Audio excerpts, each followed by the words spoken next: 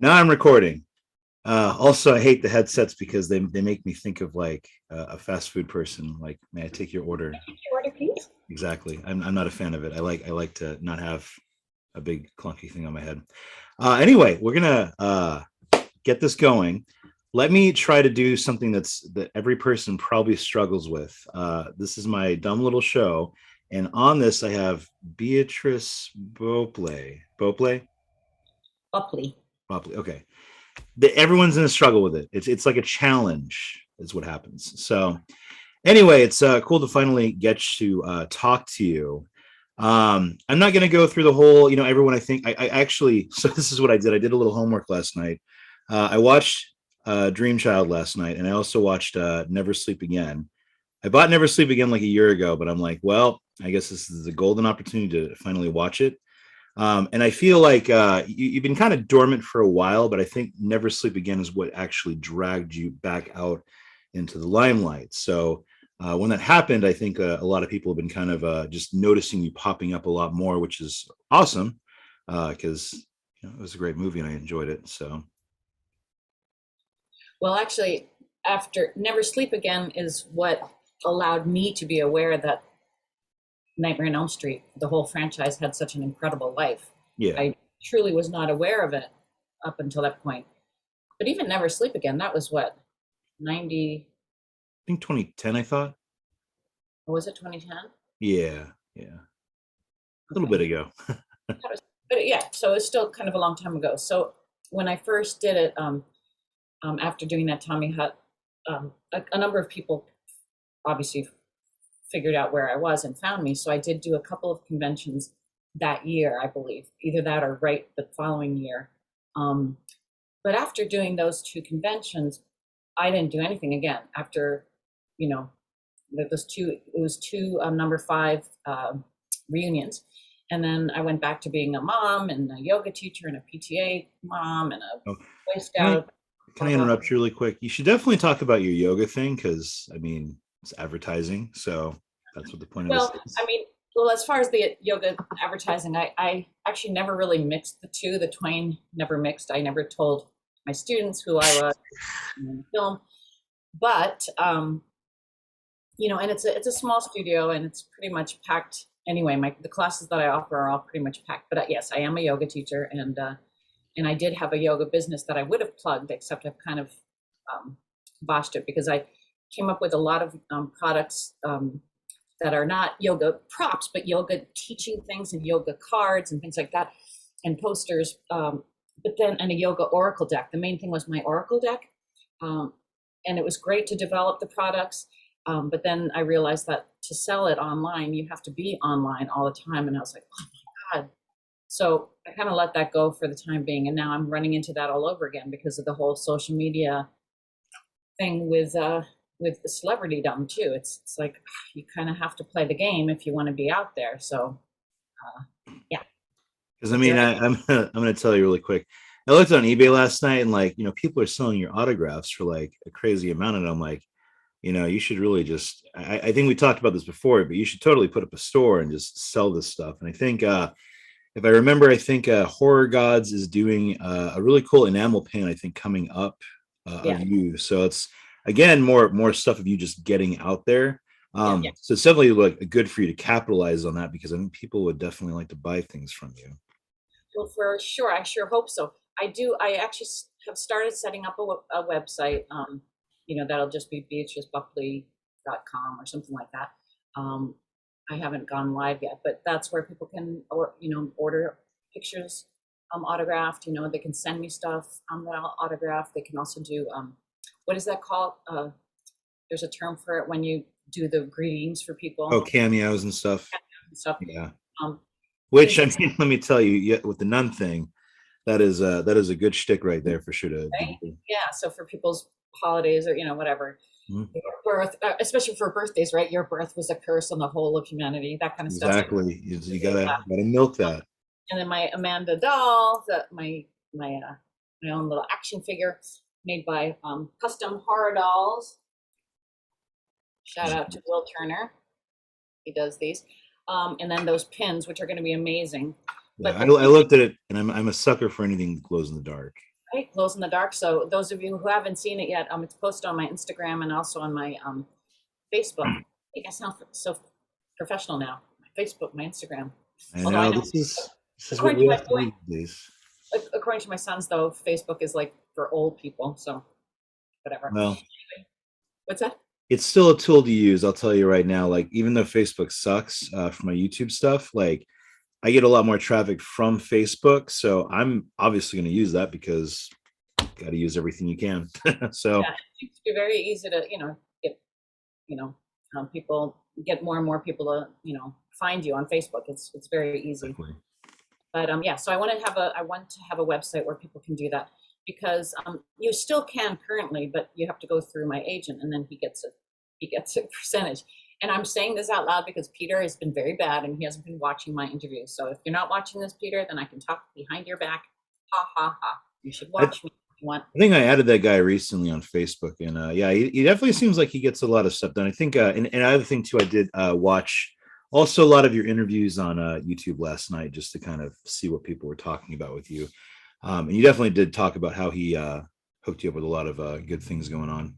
Yeah, no, he's a great guy, and he's got a host of people. So if you guys, Elm Street, Peter Valderrama with his new line cinema. What is it? Silver screen appearances. He has like I think he has the most number 5 anyway representation.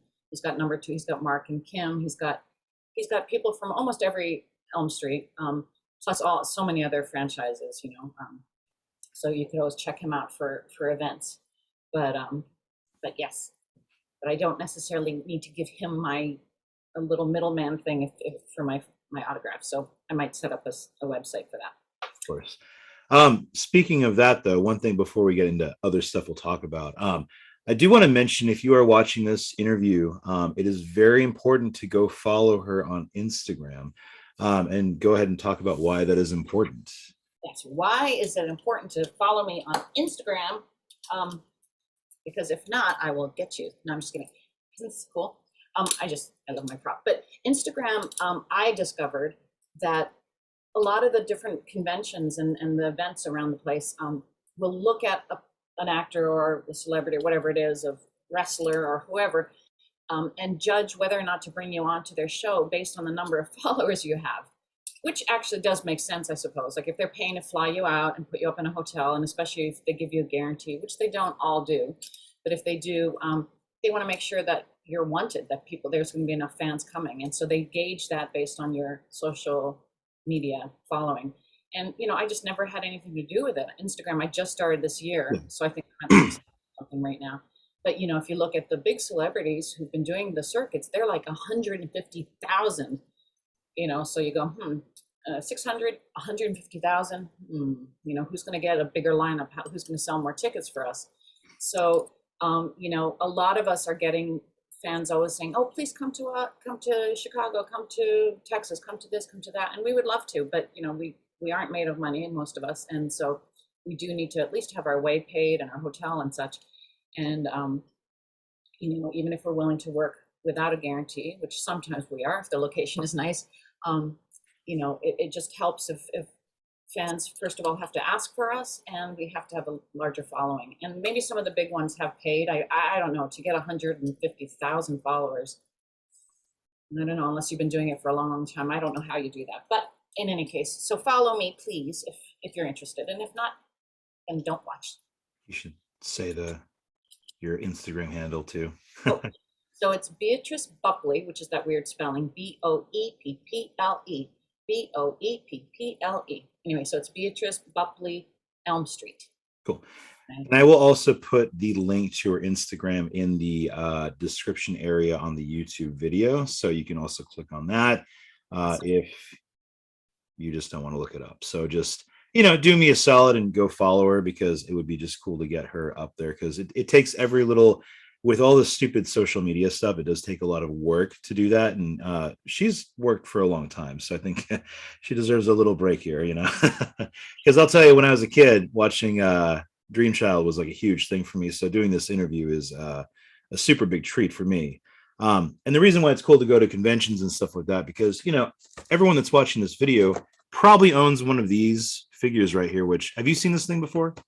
Yes, I have. I know Yeah, it's so cool. It's got my baby, my beautiful exactly. So baby. like this is the kind of cool stuff that you can bring to the convention and then get a signature from her on there. You know what I mean? So it's just really important to get her at those conventions because you know it's There's just a only lot one easier. mom.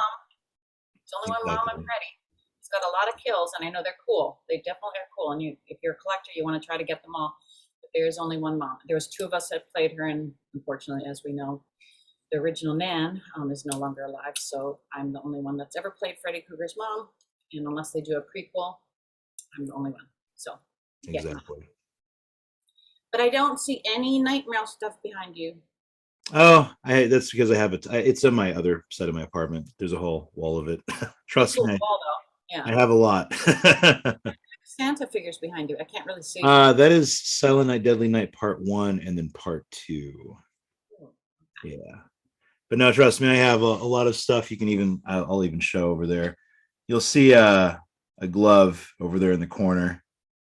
Oh yeah, So very cool. yeah, no, I have a whole wall of Freddy stuff. Oh, when you were showing back there, I keep forgetting the name of the creature. He was just in a film. This movie is most recent, and you have a head of it. Okay, keep going, keep going. It was in the corner, I believe. Corner. I can't see it now. I think it was up high on the shelf. Anyway, it's that creature that goes into people. It was like in this guy, and when it gets annoyed, it kind of comes back out of him and goes into somebody else. What the heck is it called? It's like an alien dude. Huh. This year, and you have the head. Oh no, no, but I thinking of gosh, I don't the head. Where's the head? Uh, no, like a face, like a mask. It was Oh, anyway, the reason I wanted to, I can't think of. Oh no, it won't Hmm. go any more further over that way. Yeah, that Oh yeah. who's Oh, that? that's Venom. Venom. So Yeah. Venom, he so an artist, Joe St. Pierre, is a cartoonist who has done the Venom comic for is it DC or Marvel? Marvel. Marvel. So he did that. He's the illustrator for that. He did a bunch of Spider-Man and some Batman. Anyway, we're in talks. He's one of the people that is considering. We're kind of working on my book, on possibly on the illustration. Originally, so I'm working on Amanda Krueger's backstory, which is of course Krueger's backstory, and I wanted to do it as a graphic novel, and eventually it might become a graphic novel. But to start with, I want to get the story out, and it's a little more wordy than just the graphic novel would show. So it's probably going to be a smaller book with a lot of illustration. Some of the ideas we talked about is just having that middle section with all the nice color images. A lot of books have that, or interspersed. And more than likely, I'm going to do initial run, self-produced, like just 100.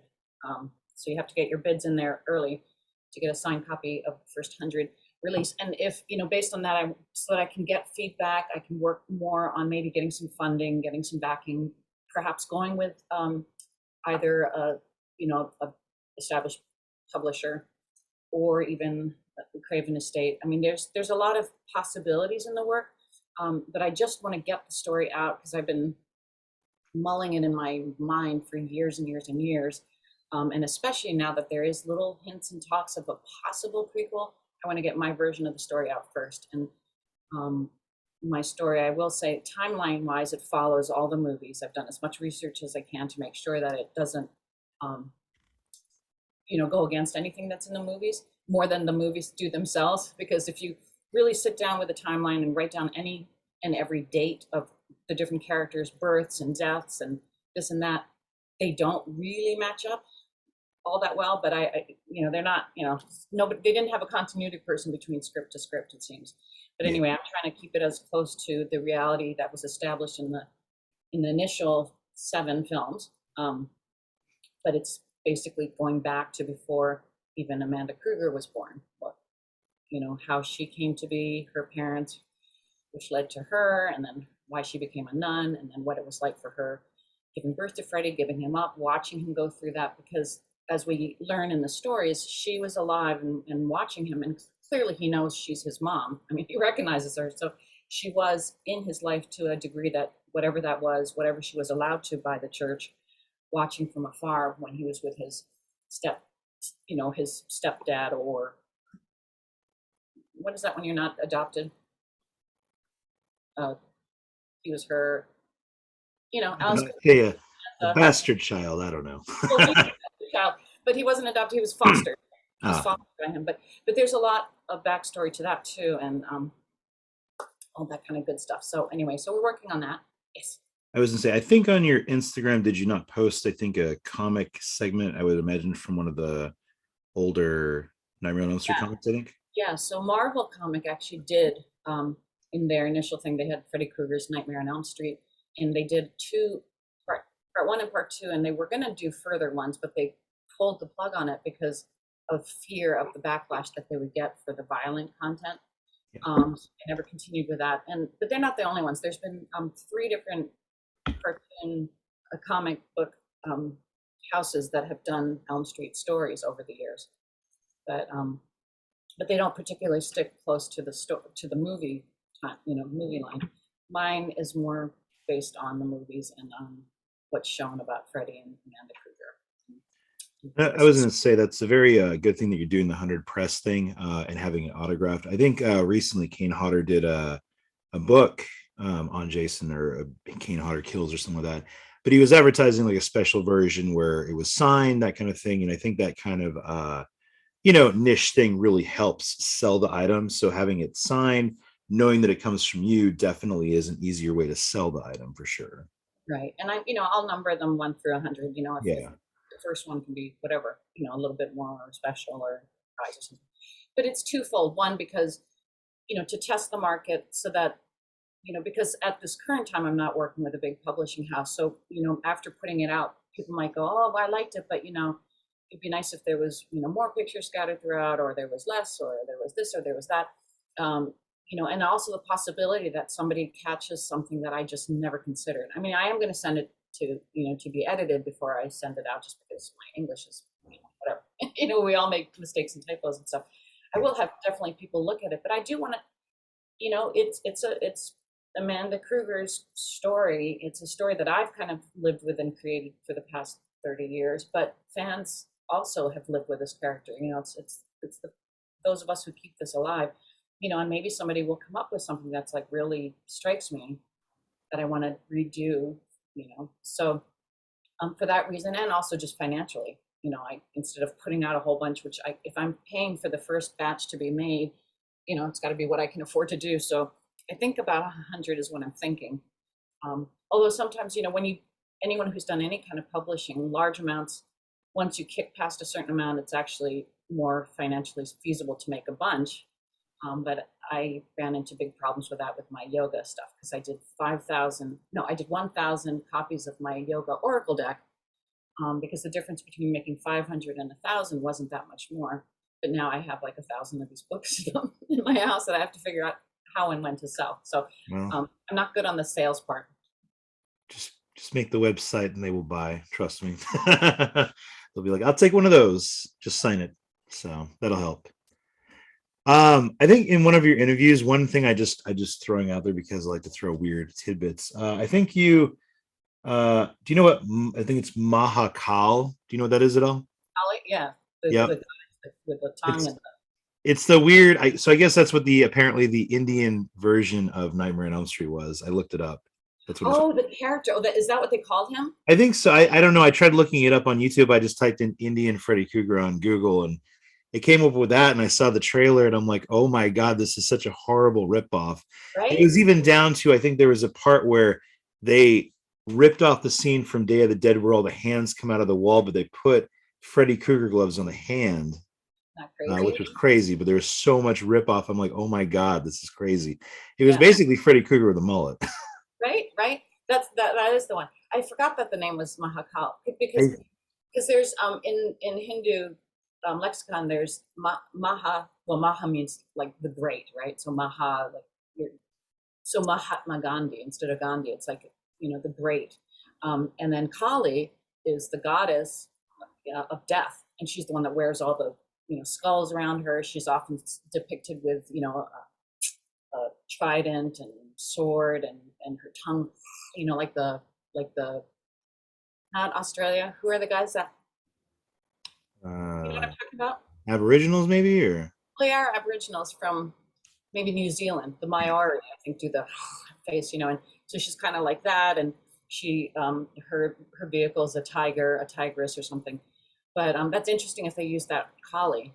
I guess because of death, that would make I'm sense. assuming that was the name they called. That's just what I saw it on YouTube, but they were calling it It makes something sense. else. It's like So I don't know. an Indian ripoff. I mean, he is like the god of death, right? Yeah, and I guess it came out in '94. I guess after Freddie died. Wow, right So on. Crazy. yeah, I thought that was funny. Now one thing I wanted to kind of ask, just because we didn't really, again, I looked at all the other interviews, and I think they spend the first segment talking about how you got in acting, this, that. So I kind of want to just cut that out and just kind of get right into other stuff. So I have an interview that's a little different and stuff. But what I was going to ask you, what is your weirdest Robert England story? Like even whatever interaction you might have had with him. Weirdest Robert England for me, probably weirdest would be the first time I met him, which was on set. What scene we were going to be filming? Because he was already in makeup, and this was one of the things. Like, I hear stories from a lot of the other actors of how talkative he is and how much and I know at conventions and such, he's always like talking, talking, talking. Great to chat with, full of stories. But on Elm Street 5, just because of the nature of it, because we were going from set to set and all these sets were already going on at the same time, which I've never seen before or since. Um, so, and because of my character, which was this, I had no makeup. So I never once stepped foot in the makeup trailer. And that's where you can really hang out and chit chat. And I don't even recall, like, I don't think we ever, could be wrong, but I don't recall us ever having like a set break for lunch that everyone goes to lunch at the same time, which usually they do. Like on set, it'll be like, okay, we're breaking, back at whatever. And everyone goes over to the food services and such, and we all sit there and hang out. I think because of the speed and all that, people were just grabbing food when they could, and then I think that just the filming was going on 24/7. So honestly, like I didn't have that kind of time of just sitting around chit chatting with Robert, but we were sitting, getting ready, waiting for our, to be called onto stage for, what the heck was our first scene? I, I guess it was the church. Yeah, it definitely wasn't the stairs or anything like that afterwards. And he obviously wasn't part of the hospital. So I guess it was getting ready for this going on for the church thing. And I'm sitting across from my very first time meeting him, and this is my son, and he's in the full makeup, and I'm like, oh, hi, hello, Robert, and I kept looking into his eyes, and he was completely in full makeup, and it was a creepy thing, and we actually didn't get that much time to chit chat, and his character is not particularly fond of his mom at this point, at this juncture of time, so it was, I don't know. It was really odd. It was a really odd thing. It wasn't, not a whole lot there to tell you, except that just for me personally, trying to get behind like that, imagining that this is my son, like looking at that face. It was an odd moment for me. Yeah, yeah, it was an odd one. But in retrospect, it wasn't like other roles where you have a lot of interaction. I mean, I interacted much more with Alice, my character in Alice, and the nurses and the doctors, and with Wit more than I did actually with Robert, because we were always at a distance. So, we're looking, in the scenes, we're always like opposed against each other. That's, of course, aside from when I take him in, which isn't Robert Englund. So, can you imagine Yeah. Robert Englund back inside? Lisa had to do that, not me. Yeah. No, no, no, no, no. And then let's see. And I'm just going to be asking random questions because I just kind of do this on the fly. What's the craziest thing anyone's had you sign at a convention? There's got to be something that you just go, "Oh my god!" Yeah. when they Well, pick it up. oh my God, in a good way, my favorite thing to sign was somebody came to just in the fall, somebody came to I was at the Brooklyn Horror Con, and there was all this kerfuffle, and I heard all like people, the crowd started to kind of watch, and something was sort of coming towards me, and it was this guy, and he had an exact replica of the baby Freddy. And it's like a $900, $800 thing. It's the whole Freddy Krueger made from the mold um, that was used in the film. So he had me sign that. I was blown away because I think he's the only person else that had signed it. It was either Robert or it was the designer. But anyway, so I'm trying to, figure out where to sign on this creature, on his fleshy body. That was amazing. And I loved it, and I want one of those. I really want one. But as far as the weirdest thing, people have had not so many weird things. People have had signs. People have had, my doll, signing the doll, signing, Elm street signs. Of course, the CDs, posters. Has anyone had a weird thing for me to sign? No, I've never had to sign like underwear. Okay. Actually, let's not even go into it. But anyway, never mind. Now my imagination's going. I mean, I think people might want to know where you were going. I don't know what just After I said underwear, and then I was thinking like Amanda's, the rape scene. I mean, that would just be so. Oh. Like a ripped up. No. No. That I'll tell you that scene when they all close in on Alice is you. Can't even imagine. They're all dirty too. They probably smell horrible. Now that we said the creepy underwear, the underwear is out of the bag. I'm going to tell you an creepy underwear story. This is kind of totally not related, but back in the day when I was an actor in Vancouver, my agent, Act 4, he's no longer alive, unfortunately. So many people have known I'm no longer alive. No, anyway, but it's just because I'm old, not anything exciting. But anyway, well, you don't look old. Oh, thank you. It's yoga. As I've said to people, actually, nobody believed that I turned 60, but I haven't had any face work. But I think it's Asian. So my grandfather on my mother's side is Chinese. Anyway, but what was it? Oh, about underwear. So my my agent had the exclusive contract with the Justice Institute in Vancouver, British Columbia, and that's where they train all the first responders, police, firemen, first aid people, whatever. And so when they were training the police recruits, they would do all these, set up scenarios, and the young policemen would come in and they'd have to, respond to a fake, to a set up call for this, that, or the other. And they were either being videotaped or their instructor would be in the room watching. And then they'd use actors to be the victims, the bad guys, the whatever, all, we'd fill in the blanks. And we got to improvise based on a script. So unfortunately, I guess because I'm young and female at the time, I was always the rape victim. And so the cops would come in teams of 2, and they'd come into the setup room that's supposed to look like the evidence, the what do you call it? Well, the scene of the crime, the apartment.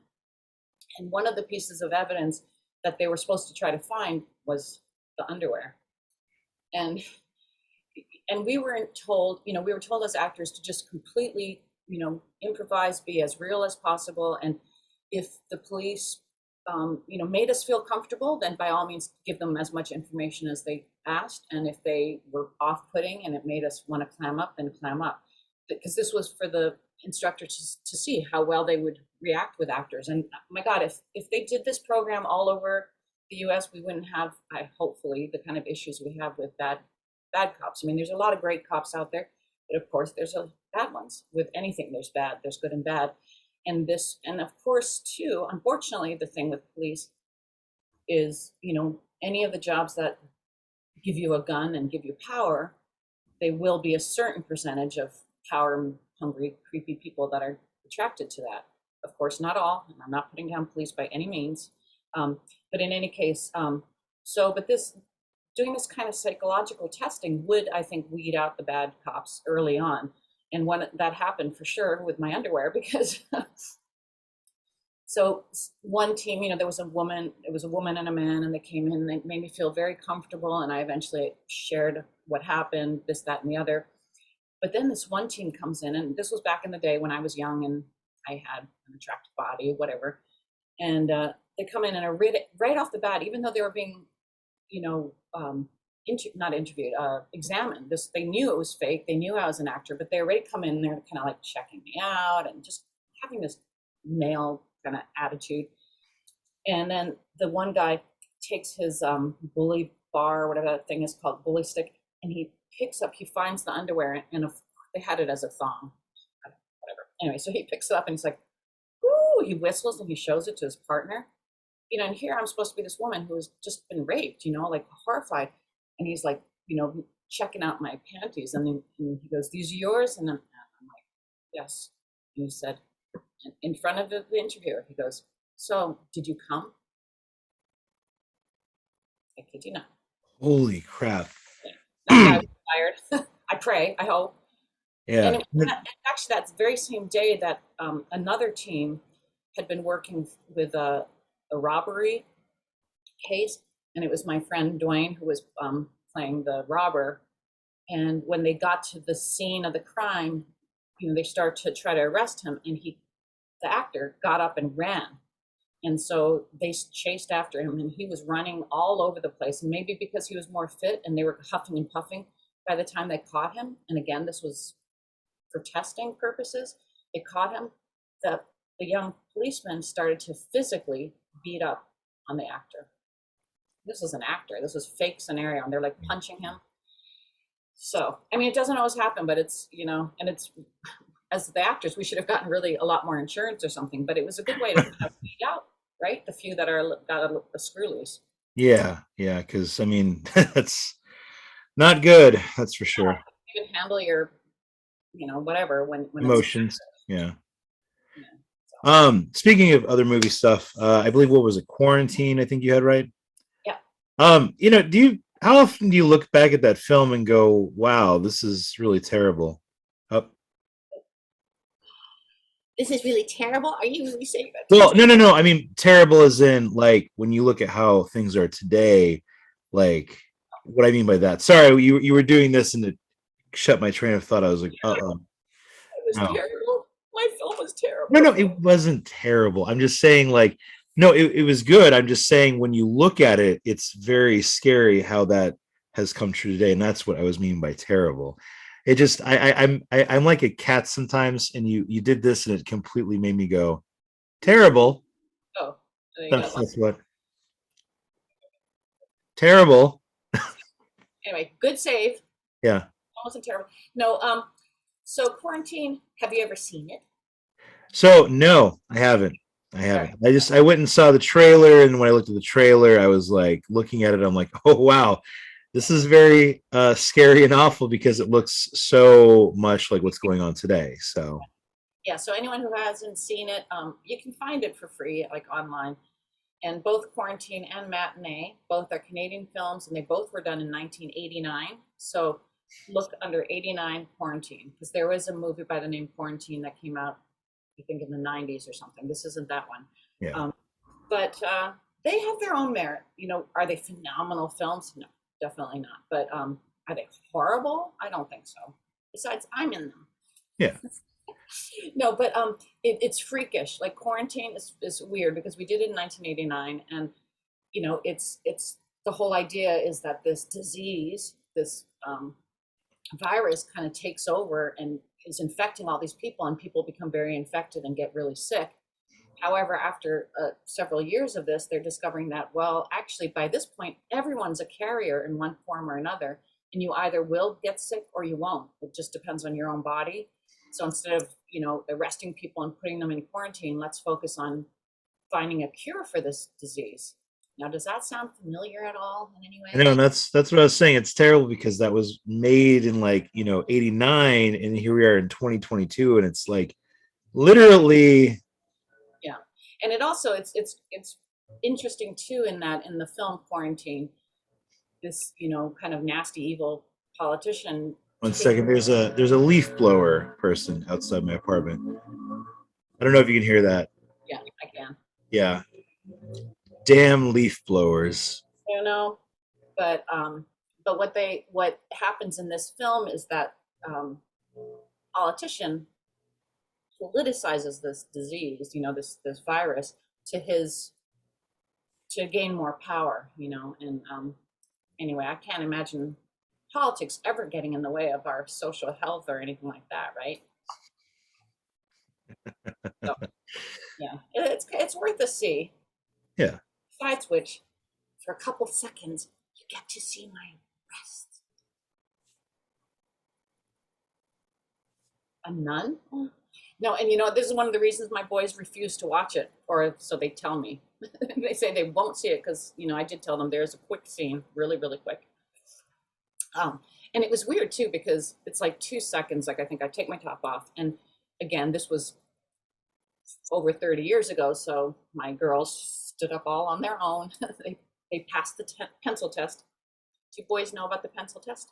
I don't know what the pencil test is actually. When I was growing up, they would have like the girls just to see whether you're firm or not. If you could put a pencil under there and it would stick, then you weren't that firm.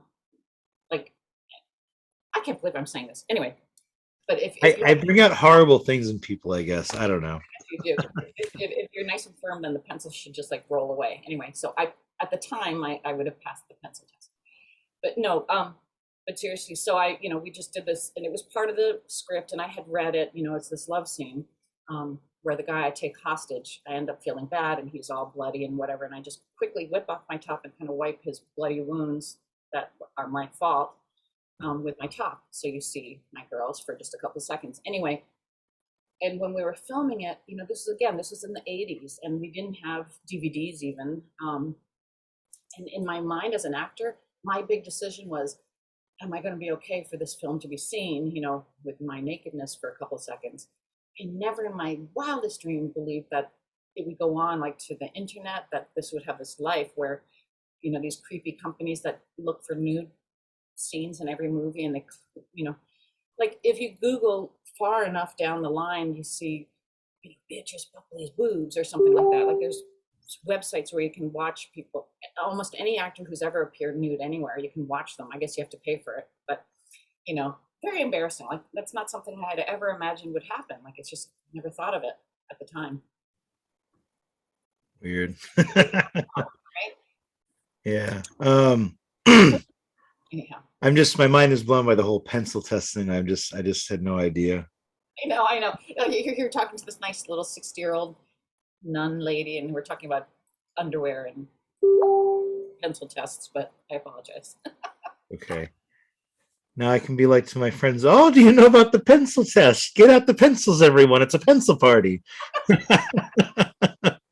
Which girls, anyway. I would be in trouble if I tried to do a pencil party. No. Okay, so you heard about those key parties? Huh? You heard about the key party, right? Key party? Never mind. Oh my You'll have goodness. to look that one up. You know about all the parties. No. You had fun Huh? We had fun back in the day. Yeah. 80s, good time to be a young person. I think in 82 I was born. So I was just trying to not die, I guess. You were having the diaper party. Yes, I was having a diaper party. I probably had a very I'm a large man, obviously, so I was probably a fat baby, so I'm sure I had a horrible diaper. Yeah. Oh my goodness, we've really digressed, right? I know. We're getting about as filthy as those 100 maniacs. So I'm just going to wind this down because I wanted to kind of keep it short and sweet. I think I pretty much hit all the fun points. But really, the main purpose of this is just I want more people to go follow you on Instagram, because the reason why it's also really important to follow you is because when you do get your website up or put that book up for comic book graphic novel thing up for pre-order, which, can I make a suggestion? Please make it hardcover. Hardcover is just much better. Hardcover? Yes, hardcover. It just looks a lot better. What about the binding? Does that matter? I mean, then that gets too expensive. Oh yeah, there we go. Is that backwards? I don't know, but they can click the link I put in the description area. That'll work. But no, the hardcover is just a lot nicer because when you use like I think a regular graphic novel, it just gets damaged very easily when you put it on a shelf. Whereas the hardcover, it just looks a lot nicer. Like for me as a collector, I usually will definitely go for the hardcover over the soft cover. I'll pay the extra $10 because I just want it to look better. And it just has a nicer feel to it. So that's We'll consider.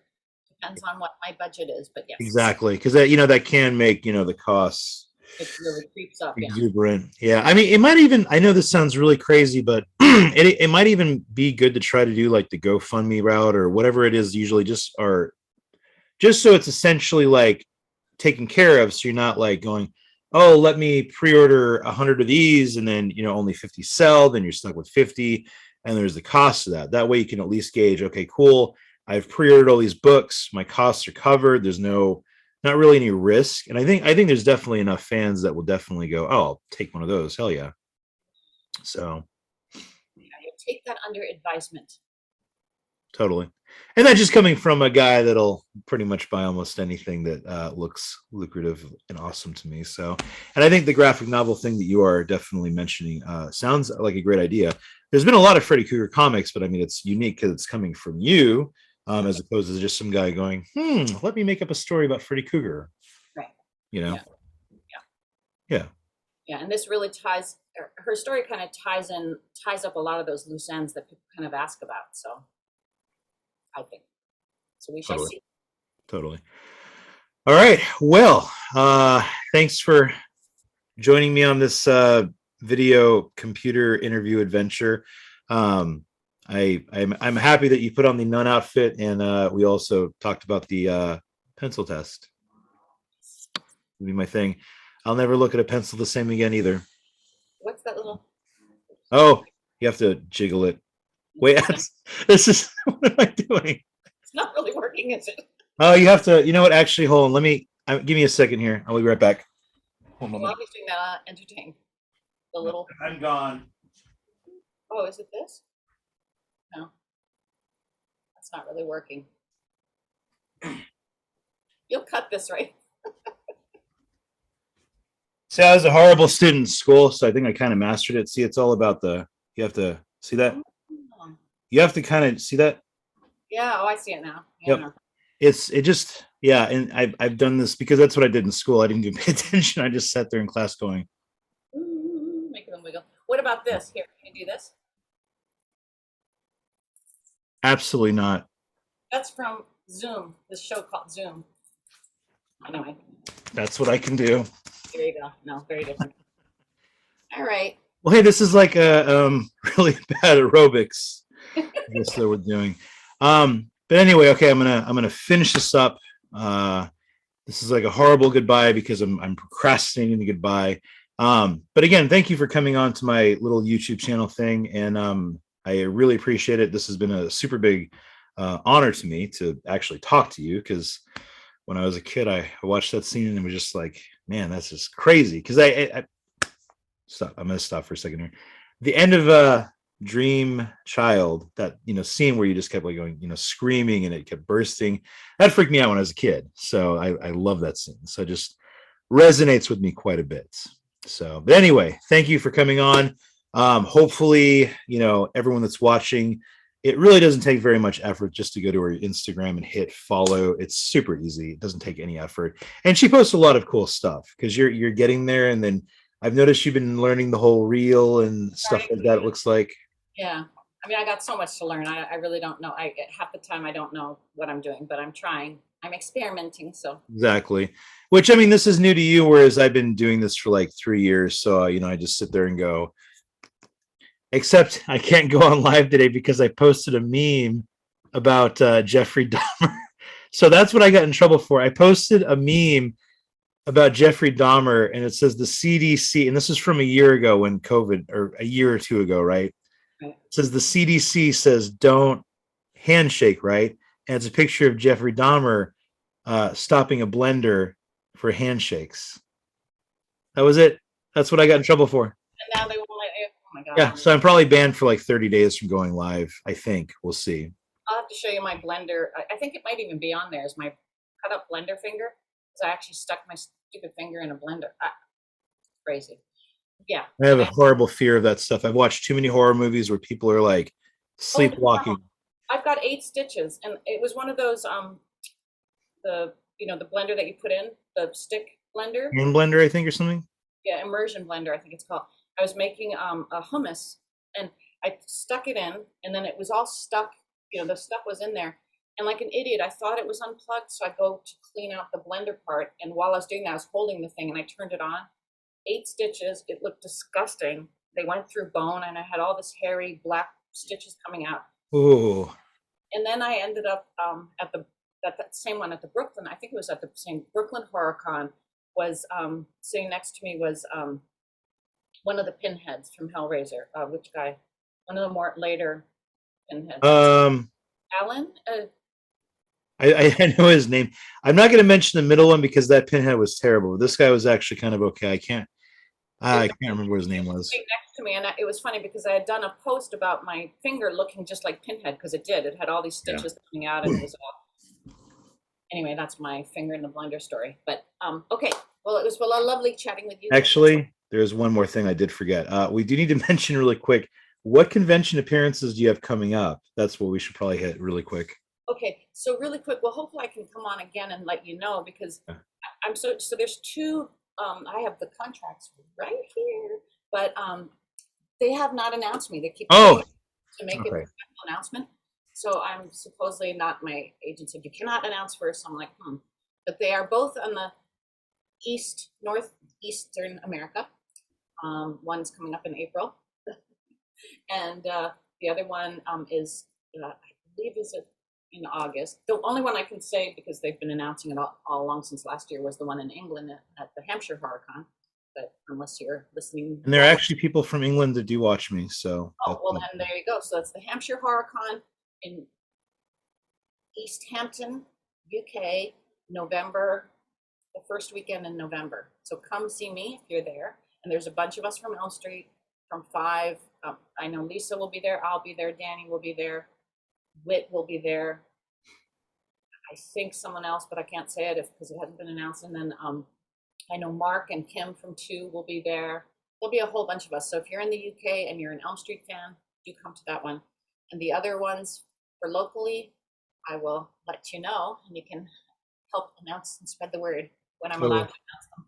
And you'll find out if you go follow her on Instagram when she makes those announcements. So, all right, cool. Well, again, thanks everyone for watching. I'm going to go ahead and stop for real this time because I am horrible and I procrastinate and I'm just dragging it on because that's what I do. But thank you again so much for coming on. I really appreciate it. And yeah, all right. I'll see you later. For this for. I know. And I love that. All right. Bye.